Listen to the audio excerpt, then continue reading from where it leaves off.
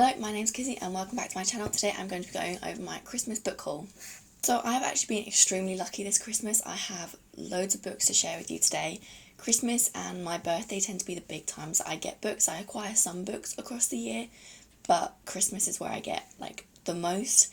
And I do have quite a lot of books to read anyway, so I probably didn't need this many books.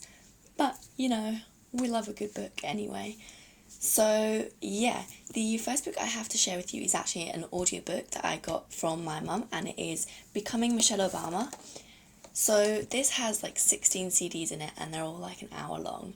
I don't know if I can somehow get this on my phone, but if I can I will. If not, I'll have to find a way to play the CDs. But it's meant to be really interesting. I've seen it a lot, I've just never picked it up, and I think it's actually narrated by Michelle Obama, so I think that would be really cool to kind of hear it, how she wanted it to be heard and how she wanted it to come across, which I think is always a really important thing, especially for autobiographies, that you kind of hear it from their voice or kind of interpret it from their voice if you're reading it from a book. So I think I'll really enjoy reading an autobiography through an audiobook from the voice of the writer, and obviously Michelle Obama is quite an influential woman, and I think it'll be just a really good listen to, I suppose, not read. The next book I have is a hefty one, but one pretty much every English student should probably have. My mum bought this for me because I send her messages all the time asking her if she has this one, can she quote this thing from this whenever I'm writing my essays, and I want to quote something from Shakespeare, but I don't have the book because I only have the ones that we're studying, but you know, you've got to reference other things in there. So this is the entire Shakespeare's collection. So it is big, it's bigger than my face, and it is hefty. It's so big that the pages don't even flip because they're too big. So yes, this is a need, and actually it's a really pretty edition. I really like how it's been done, with the spine, kind of everything. So yeah, I mean, look at those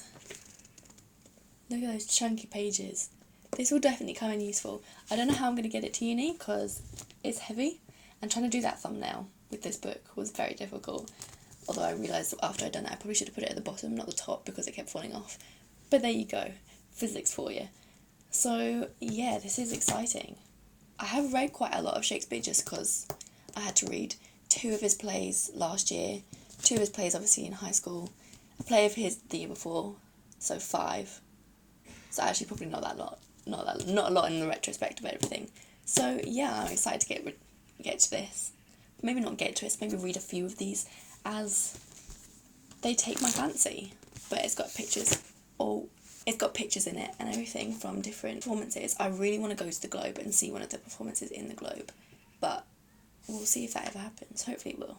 The next book I have is a book by Jane Austen, and it is annotated by Whit Stillman, I believe. I'm a bit confused about what this book is. So I think this is Jane Austen. Please correct me if I'm wrong, because I probably am. I think this is Jane Austen's book, Love and Friendship, which I'd never heard of until I got this, and is annotated by Whit Stillman, who is a motion picture film director person, and he has commentated on it to kind of reveal aspects of the characters that he think is key, I think, or it's a retelling by it. I don't know. I'm not sure, but I'm intrigued, so I'll find out more about it. I'll let you know what this is once I've read it, because at the moment I'm unsure. And the next book is a book that I mentioned in my classics reads for the year, and I didn't have a physical copy of it yet because I hadn't bought it yet, and it's quite expensive for what it is, but my mum very kindly got it for me for my Christmas, and it is The Odyssey by Emily Wilson, or translated by Emily Wilson.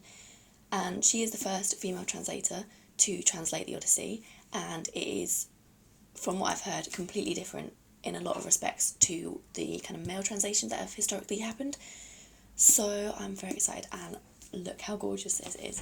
So it's got the kind of metallic-y, I don't know if you can see it in the camera, and it's got deckled edges, and I'm excited for this. And I think it reads a lot easier. It's kind of told more kind of in modern day language.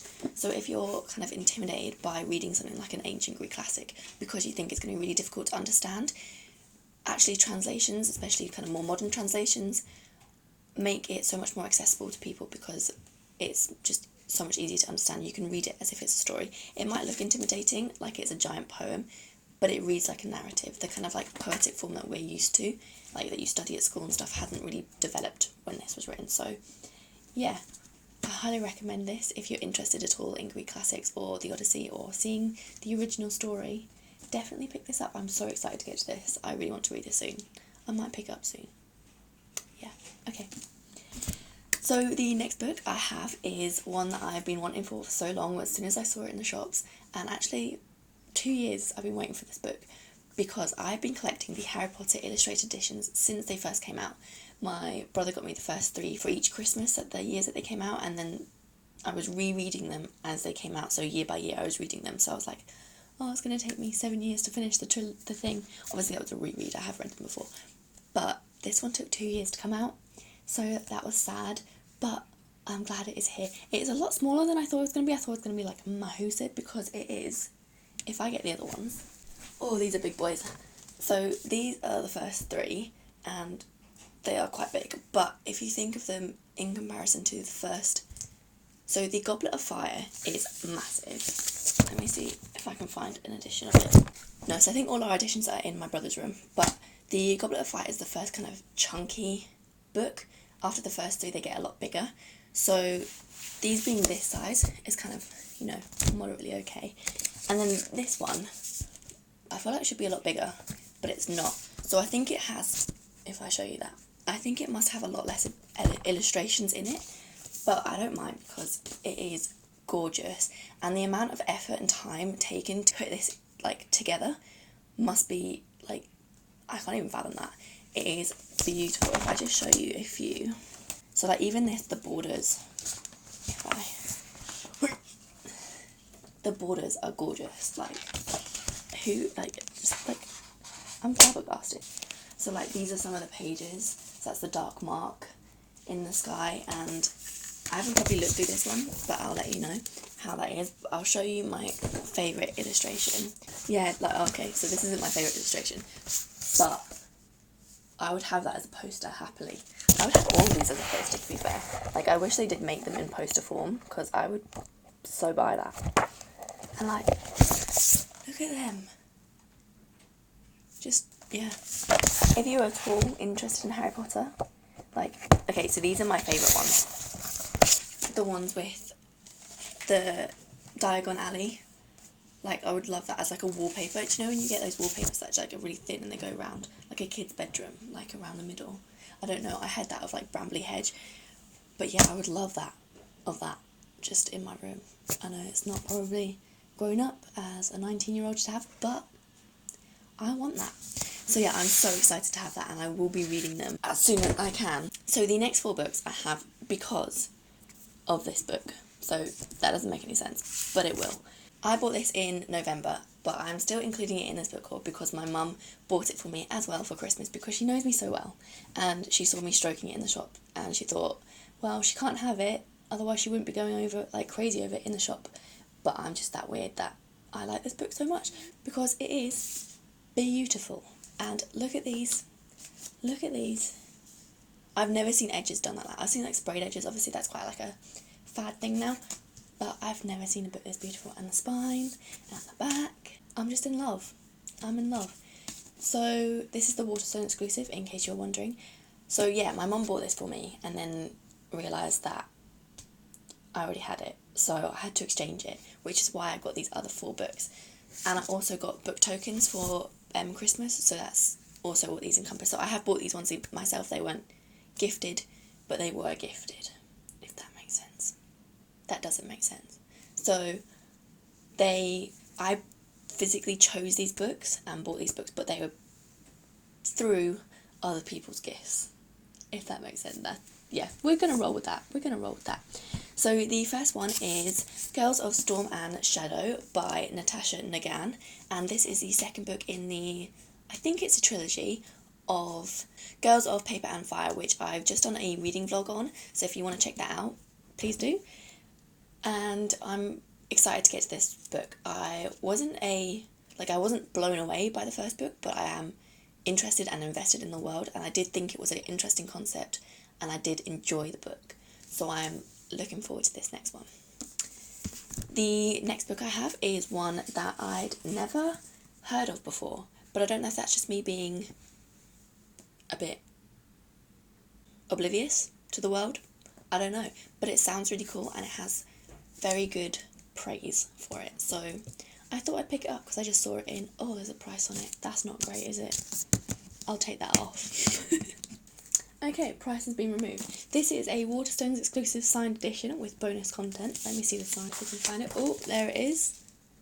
That's a cool page, isn't it?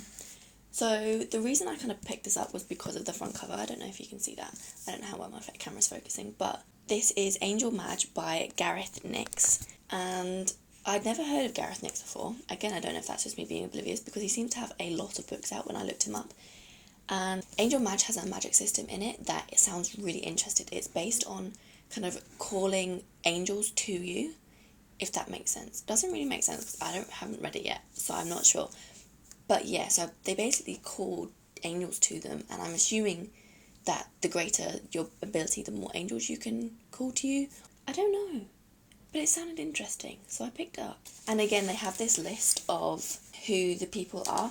So there's like Simon, a studious doctor in training, Henry, a dedicated fortune hunter, Agnes, an adventurous musketeer cadet, Doughty, an iron maker and scholar of angelic magic. The four feel a strange kinship from the moment they meet, but none know why, nor suspect that they will become pawns in Lilith's plans to fulfill her destiny. So Lilith is the main character.